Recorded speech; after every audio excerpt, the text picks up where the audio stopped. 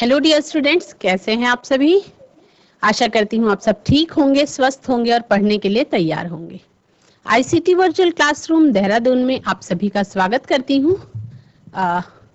मेरा नाम समता है और बच्चों क्लास 6 में हम लोगों का जो है वो चैप्टर नंबर 4 चल रहा है, दैट इज वस्तुओं का समूह बनाना। किस तरह से पदार्थों को समूहों में अलग अलग पृथक्करण किया जाता है उसके बारे में हम पढ़ रहे हैं। तो पिछले सेशन में हम सभी ने विलेय और अविलेय क्या वस्तुएं होती हैं उनके बारे में जाना था कि किस तरह से डिसॉल्व हो जाते हैं पानी में वस्तुएं और कौन सी वस्तुएं पानी में घुलनशील नहीं होती हैं। तो स्मार्ट बोर्ड की तरफ चलेंगे और कुछ आगे के कॉन्सेप्ट्स हम क्लियर करने की कोशिश। बच्चों, जैसा कि आप सभी पढ़ रहे थे चैप्टर नंबर 4 में कि वस्तुओं का पृथक्करण आप किस तरह से करते हैं, है ना। तो मैंने आपको बताया था अलग अलग जो वस्तुएं होती हैं वो अलग अलग पदार्थों से मिलकर के बनी हुई होती हैं। ये कॉन्सेप्ट आपका क्लियर हो गया होगा, है ना। उसके बाद बच्चों आपको मैंने बताया था कि जो अलग अलग पदार्थ होते हैं उनके कुछ अलग अलग गुण होते हैं, पदार्थों के कुछ अलग अलग गुण होते हैं। जैसे कि दिखावट, कुछ पदार्थ ऐसे हैं जो एक दूसरे से अलग अलग दिखाई पड़ते हैं। जैसे लकड़ी आपको लोहे से एकदम विभिन्न अलग दिखाई पड़ती है, लकड़ी अलग दिखाई पड़ती है और लोहा अलग जैसा दिखाई पड़ता है।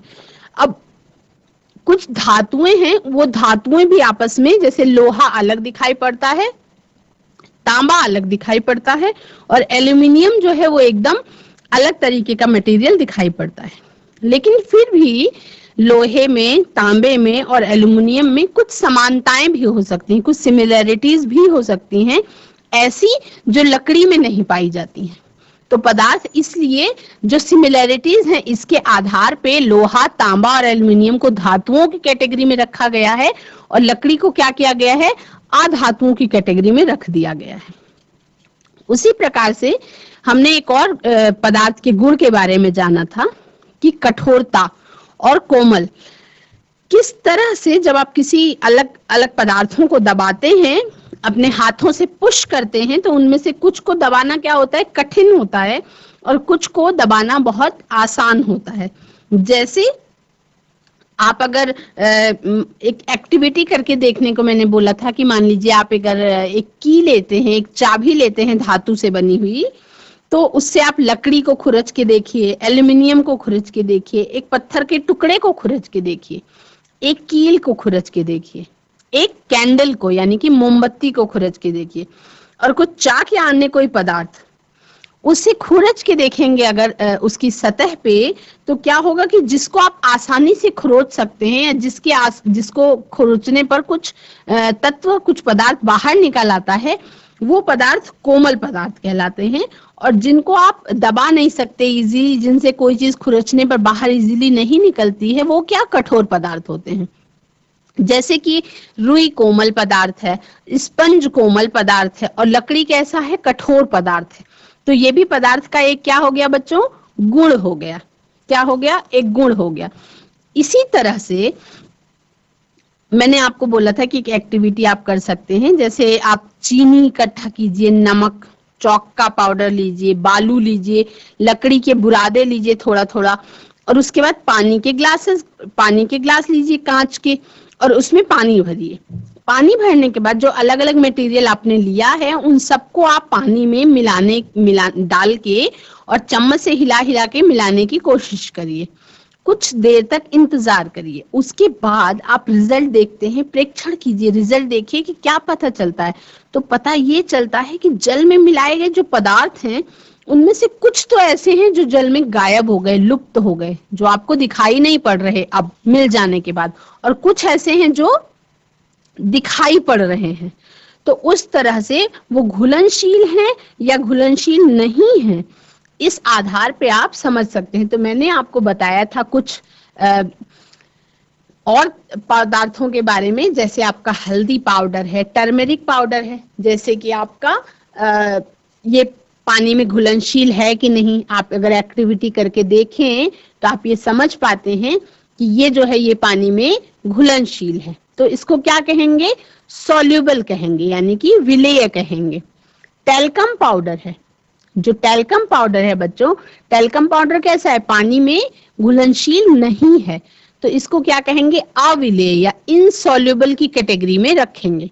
उसके बाद जब दौड़ते हैं या मेहनत करते हैं और गर्मियों की दिनों में ग्लास में 2 चम्मच घोल के पी लेते हैं, इंस्टेंट एनर्जी आ जाती है। वो क्या होता है, ग्लूकोज। ग्लूकोज को अगर घोलेंगे हम पानी में तो वो पूरी तरह से घुल जाता है और इसीलिए वो क्या कहलाता है, विलेय या सॉल्युबल या घुलनशील कहलाता है। उसी प्रकार से बच्चों कॉफी पाउडर, कॉफी पाउडर जो होता है ये भी घुल जाता है और विलेन का रंग यानी कि जो भी बना, आप पानी में अगर कॉफी को मिक्स करते हैं तो क्या होता है, पानी का कलर भी चेंज हो जाता है और पानी में वो घुल जाता है। यानी कि आप कॉफी के जो बारीक बारीक गोल गोल गोलियां होती हैं उनको आप इजीली अलग नहीं कर पाएंगे, या कॉफी को मान लीजिए छानते भी हैं तो छन्नी से छानने के बाद भी कॉफी और पानी अलग नहीं होगी। तो इसका मतलब क्या है कि जैसे आपका हल्दी पाउडर हो गया, कॉफी पाउडर हो गया, ये सारी चीजें घुलनशील हैं पानी में, यानी कि ये घुल जाती हैं। तो ये क्या है, ये पदार्थ का एक गुण है कि वो पानी में घुलनशील है या पानी में घुलनशील नहीं है। उसी प्रकार से कुछ गैसेस और कुछ द्रव भी ऐसे हैं जो पानी में घुलनशील होते हैं और कुछ घुलनशील नहीं होते हैं। जैसे द्रवों की अगर हम बात करें बच्चों तो ऑरेंज जूस है। ऑरेंज जूस जो है वो पानी में क्या होता है, अगर आप ऑरेंज जूस में पानी मिक्स करते हैं तो ऑरेंज जूस पानी में घुलनशील होता है, या कह सकते हैं कि ये पानी में अच्छी पूरी तरह से घुल जाता है। और दूध है, दूध में भी पानी क्या होता है, पूरी तरह से घुल जाता है, तो ये भी क्या है, पानी में घुलनशील है।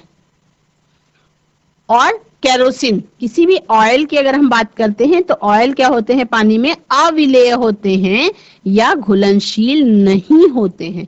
अगर पानी में कोई भी तेल डालने की कोशिश करें, इसमें केरोसिन लिखा हुआ है लेकिन आप किसी भी ऑयल के बारे में बात करें तो ऑयल क्या होते हैं, पानी में मिक्स नहीं होते, वो ऊपर तैरते रहते हैं। तो पानी में ऊपर अगर तैरने लगेंगे तो इसका मतलब कि वो अलग अलग हो जाते हैं और एक साथ मिक्स नहीं हो पाते। उसी तरह सिरका है, तो सिरके को अगर आप पानी में मिलाने की कोशिश करें तो सिरका पूरी तरह से पानी में मिल जाता है, यानी कि वो सॉल्युबल है वाटर के साथ, और केरोसिन जो है वो वाटर के साथ इनसॉल्युबल है। विनेगर क्या है, वाटर के साथ सॉल्युबल है, और केरोसिन जो है वो वाटर के साथ इनसॉल्युबल है। इसी प्रकार से सरसों तेल की बात करते हैं तो ये भी क्या होता है, पानी के साथ घुलनशील नहीं होता है। जैसा कि अभी मैंने बोला कि किसी भी प्रकार का ऑयल है बच्चों तो वो पानी के साथ घुलनशील नहीं होता है। इसी प्रकार से कुछ गैसेस के बारे में हम बात करते हैं अगर, तो ऑक्सीजन गैस जो है वो भी घुलनशील होती है, क्योंकि अगर ऑक्सीजन गैस जल में घुलनशील नहीं होती तो बहुत सारी मछलियां जो नदियों में, समुद्रों में और तालाबों में रहती हैं वो जीवित नहीं रह पाती। तो ऑक्सीजन जल में भी घुलनशील होता है, और इसी प्रकार से कार्बन डाइऑक्साइड भी जल में घुलनशील होता है, क्योंकि पानी में रहने वाले जो जीव हैं वो सांस लेते हैं तो रिलीज क्या करते हैं, कार्बन डाइऑक्साइड ही रिलीज करते हैं। तो इतना पॉइंट आपको घुलनशील और अघुलनशील पदार्थों के बारे में समझ में आ गया होगा। अब बच्चों कुछ गैसेस हैं जो पानी में घुलनशील नहीं होती हैं, लेकिन अगर उन पर दबाव डाला जाए तो वो पानी में घुलनशील होने की कोशिश करती हैं। जैसे have you ever wondered how aquatic animals and plants gate oxygen. Aquatic animals कौन कौन से होते हैं, पानी में रहने वाले जीव कौन कौन से होते हैं, आपका फिशेस, क्रैब्स, ये कुछ पानी में रहने वाले जीव हैं, और कुछ प्लांट्स हैं जैसे आपके समुद्र में रहने वाली घासें हैं, शैवाल हैं, ये सब क्या होते हैं, ये जो वातावरण में ऑक्सीजन है बच्चों उसको यूज नहीं कर सकते। तो इनको यूज करने के लिए क्या करना होता है कि जो एटमॉस्फेरिक प्रेशर, एटमॉस्फेरिक ऑक्सीजन है उसको पानी के अंदर अगर डिसॉल्व हो जाए वो, तभी वो उसका इस्तेमाल कर पाती हैं। तो this dissolved oxygen is used by aquatic animals and plants to meet their oxygen requirements. तो जो पानी में घुलनशील ऑक्सीजन गैस होती है इसी से क्या कर पाते हैं, सांस ले पाते हैं। जितने भी एक्वेटिक एनिमल्स होते हैं, जलीय जंतु होते हैं जो, या जलीय पौधे होते हैं जो, वो पानी में घुलनशील जो ऑक्सीजन है उसी से क्या कर पाते हैं, सांस ले पाते हैं। इसी प्रकार से अगर आपने बहुत लोगों के घरों में या बहुत सारी जगहों पे आपने एक्वेरियम देखा होगा। एक्वेरियम में क्या होता है, मछलियां रखी जाती हैं, है ना। मछलियों को आप अगर एज अ पेट एनिमल रखना चाहें तो घर में मछलियों को पानी की जरूरत होती है, तो उनको एक्वेरियम में ही रखना पड़ता है। You must have noticed that bubbles continuously come out of the water in an aquarium. These are air or oxygen bubbles. The oxygen present in the bubbles gets dissolved in the water while passing through it. This allows the fishes to survive in the aquarium. यानी उसमें oxygen gas को धीरे धीरे छोड़ना पड़ता है ताकि उसमें जो मछलियां हैं वो जीवित रह सके। इसी प्रकार से जो आपका ब्लड है, शरीर में रक्त है, जो ब्लड कंटेन्स वाटर, खून के अंदर भी क्या होता है बच्चों, पानी की मात्रा होती है। Number of biomolecules such as proteins, vitamins, ये सब जो है ये ब्लड में क्या हो जाते हैं, मिक्स हो जाते हैं। क्यों मिक्स हो जाते हैं? क्योंकि ये घुलनशील हो जाते हैं और ब्लड में उपस्थित जो वाटर की मात्रा है, पानी की मात्रा है, उसी के कारण ये ब्लड में घुल करके फिर पूरे शरीर में एक एक कोशिका में और एक एक ऊतक में, एक एक अंग तक ये पहुंचाए जाते हैं। ठीक है। इसके बाद देखो, चैप्टर जो है वो बहुत छोटा सा है पर इसमें बहुत सारे कॉन्सेप्ट्स हैं। एक, क्या आपने कभी ध्यान दिया है कि जब आप पानी को बॉयल करते हैं तो उसके स्वाद में अंतर आ जाता है। क्यों? क्योंकि कुछ गैसेस जैसे कि ऑक्सीजन, कार्बन डाइऑक्साइड, ये सब पानी में घुली हुई होती हैं, तो ये स्पेशल टेस्ट देती हैं। और जब बॉइलिंग कर देते हैं आप उसकी, तो ये रिमूव कर दिए जाते हैं, गैसेस उड़ जाती हैं। This changes the taste of water. तो इसलिए उबले हुए पानी का स्वाद नॉर्मल पानी की तुलना में अलग अलग होता है। कुछ अच्छा, जैसे कुछ चीजें अविलेय हैं, substances that are insoluble in water remain as they are when added to water depending upon whether they are heavier और लाइटर देन वाटर। अब ये अविलेय और विलेय किस कारण से होते हैं, उसके लिए अगर ये पानी से भारी है कोई पदार्थ या पानी से हल्का है कोई पदार्थ, तो उसके आधार पर ही वो घुलनशील होता है और अघुलनशील होता है। They can be classified into two groups. Substances that are insoluble, जो घुलनशील नहीं होगा पानी में, वो क्या होगा, उसका वजन पानी से हल्का होगा, यानी कि वो पानी ज्यादा भारी होगा, और जो आप घोलने की कोशिश कर रहे हैं अगर उसका वजन पानी से हल्का है तो वो पानी में घुलेगा नहीं। एंड तो क्या करेगा, पानी में नहीं घुलेगा तो पानी के ऊपर ही फ्लोट करने लग जाएगा या तैरने लग जाएगा। And those that are not insoluble, जो इनसॉल्युबल होते हैं और जो हैवियर होते हैं, जो भारी होते हैं, वो क्या करते हैं, वो सिंक कर जाएंगे, यानी कि डूब जाएंगे।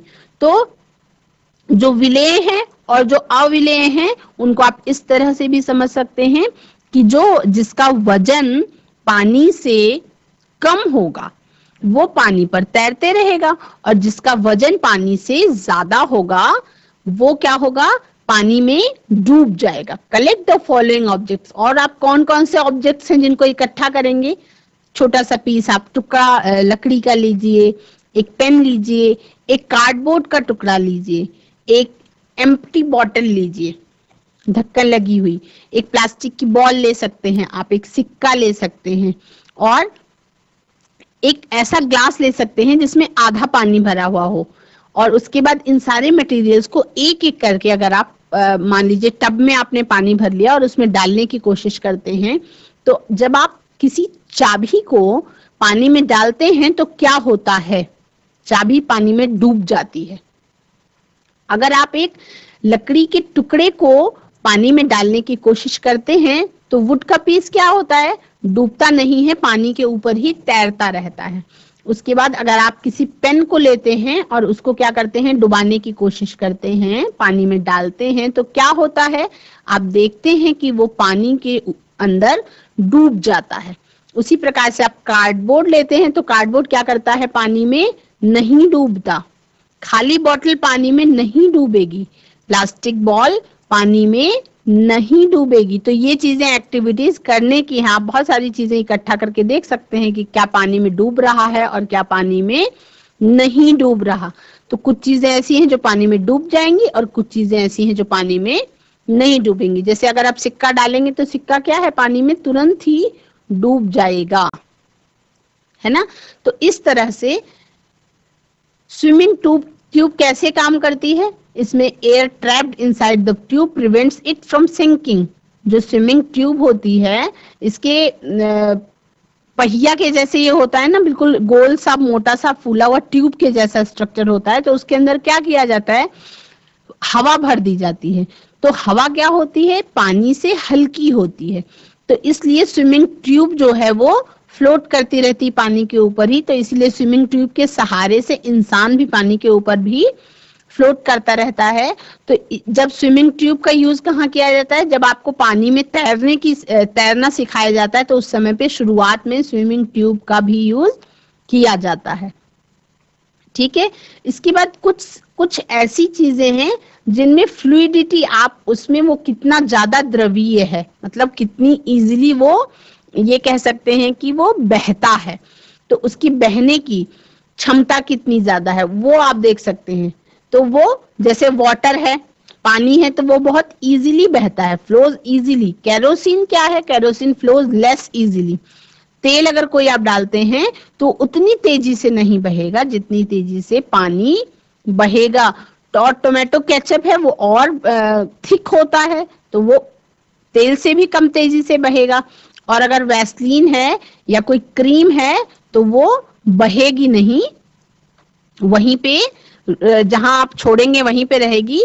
तो इसके आधार पे अलग अलग बहुत सारे पदार्थों के गुण हैं जिनके बारे में आप सभी ने जाना, और कठोरता के बारे में, कोमलता के बारे में जाना। तो आपको बस ये जानना है बच्चों कि कुछ पदार्थ हैं जो जल के साथ मिश्रित नहीं होते हैं और काफी समय पे ग्लास में चम्मच से चलाने पर भी वो जल में लुप्त नहीं होते। ऐसे पदार्थ अविलेय पदार्थ कहलाते हैं।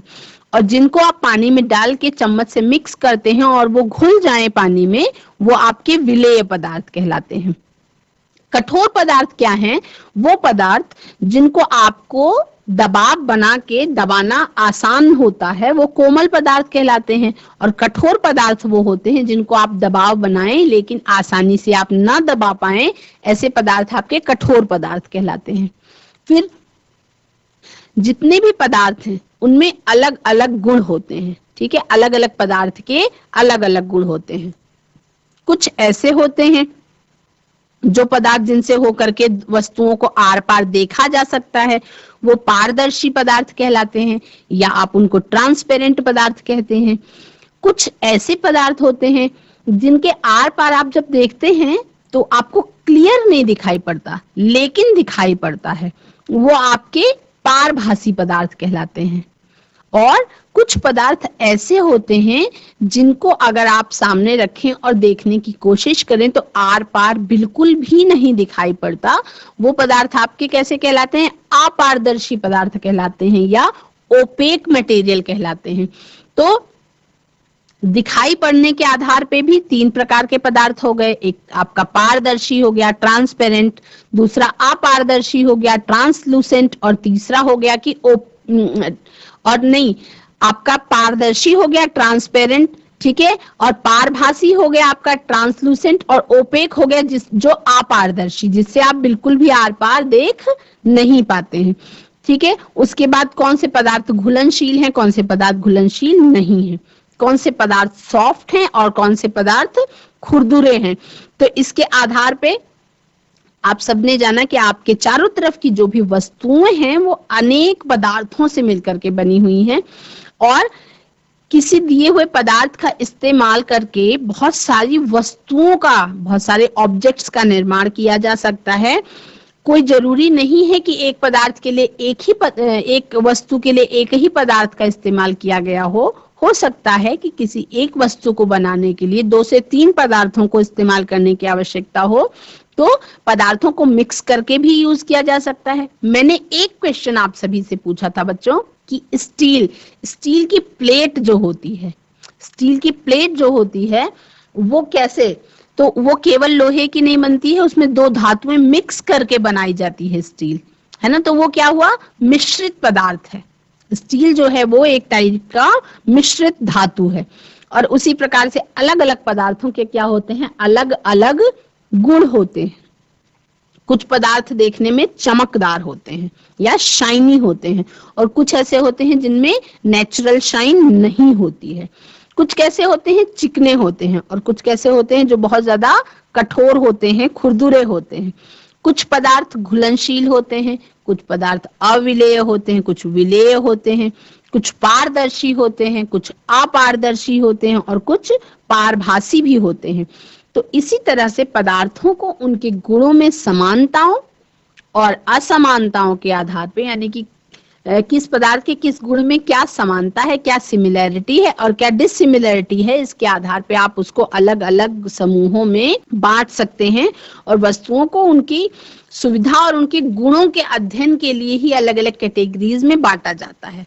ठीक है, तो ये चैप्टर बच्चों आपका यहाँ पे आज खत्म होगा। अगले सेशन में हम क्या करेंगे कि एक्सरसाइज के क्वेश्चन आंसर करेंगे, है ना। और तब तक के लिए आप कुछ और हमने कॉन्सेप्ट पढ़े थे, एक बार उसको हम रिवाइज भी कर सकते हैं। जैसे स्विमिंग ट्यूब कैसे वर्क करती है, इसके बारे में आपने जाना। क्या है, air trapped inside the tube prevents it from sinking. जो हवा होती है वो ट्यूब के अंदर भरी जाती है ना, तो as air is lighter than water, जो हवा है वो पानी से हल्की होती है, इसीलिए स्विमिंग ट्यूब्स जो हैं वो पानी पे क्या करती रहती हैं, तैरती रहती हैं, फ्लोट कर जाती हैं पानी पे। Those who do not know how to swim or are learning are advised to use a swimming tube with the help of which they can float on water.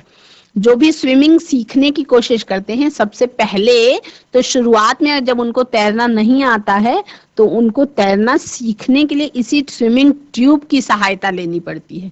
तो इसकी सहायता से वो क्या करते हैं, पानी पे इजीली ऊपर ऊपर तैर सकते हैं। उसके अलावा आपने ये एक और एक्टिविटी हमने करी थी कि ये आप घर पे करके भी ट्राई कर सकते हैं कि कुछ गैसेस हैं जो पानी में घुलनशील होती हैं, तो आप क्या करेंगे, एक बर्तन लेंगे, उसमें थोड़ा पानी लेंगे और उसको आप बॉयल करेंगे, और कच्चा पानी जो है उसको भी आप टेस्ट करेंगे और उसके बाद पानी को बॉयल होने देंगे। तो क्या होगा कि उसके अंदर जो भी घुलनशील गैसेस हैं, वो घुलनशील गैसेस जो हैं वो उड़ जाएंगी, क्योंकि तापमान पड़ेगा, जब वो गर्म किया जाएगा पानी तो पानी बॉयल हो जाएगा और गैसेस उड़ जाएंगी। उसके बाद जब वो गैसेस उड़ जाएंगी तो उन गैसेस का टेस्ट उस पानी में से चला जाएगा। तो जो कच्चा पानी है उसका स्वाद अलग होगा, और जो बॉइल्ड वाटर है, जो उबला पानी है, उसका स्वाद एकदम अलग होगा। तो ये दो एक्टिविटीज आप घर पे करके देख सकते हैं, या इनमें से जो भी एक्टिविटीज बताई गई हैं वो सभी आप सावधानी पूर्वक अपने घर पे करके सीख सकते हैं। क्योंकि बच्चों, जो चीज आप पढ़ते हैं क्लास में उसको अगर आप करके सीखने की कोशिश करते हैं तो वो आपको चीजें ज्यादा अच्छी तरह से और बहुत आसानी से समझ में आती हैं और लाइफ लॉन्ग आपको जीवन पर्यंत याद रहती है। तो बच्चों, आज की क्लास में आप सभी ने पदार्थ की बहुत अलग अलग प्रकार के होते हैं और अलग अलग पदार्थों में बहुत अलग अलग प्रकार के गुण पाए जाते हैं, उनके बारे में जाना। तो आशा करती हूँ कि कॉन्सेप्ट आपको सारे समझ में आ गए होंगे, और उसको आप जो भी उसमें इजी एक्टिविटीज हैं उनको आप घर पे भी करके ट्राई कर सकते हैं। और एक ये वाला प्रयोग अवश्य करके देखिएगा कि कच्चे पानी में और उबले हुए पानी के स्वाद में अंतर होता है। तो वो क्यों होता है, क्योंकि उसके अंदर जो डिसॉल्व्ड गैसेस होती हैं वो ऊपर की ओर उड़ जाती हैं, इसलिए स्वाद जो है उबले पानी का और कच्चे पानी का अलग अलग हो जाता है। आज की क्लास में इतना ही। अगली क्लास में हम क्या करेंगे कि चैप्टर की क्वेश्चन आंसर्स को और एक्सरसाइज को कंप्लीट करेंगे। That's all for today. Have a nice day, take care, bye bye.